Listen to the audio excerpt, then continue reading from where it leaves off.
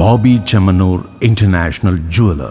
ശബരിമല സ്വർണ്ണക്കൊള്ളയ്ക്കെതിരെ ഒറ്റപ്പാലം ബ്ലോക്ക് കോൺഗ്രസ് കമ്മിറ്റിയുടെ നേതൃത്വത്തിൽ സായാഹ്ന ധർണ സംഘടിപ്പിച്ചു.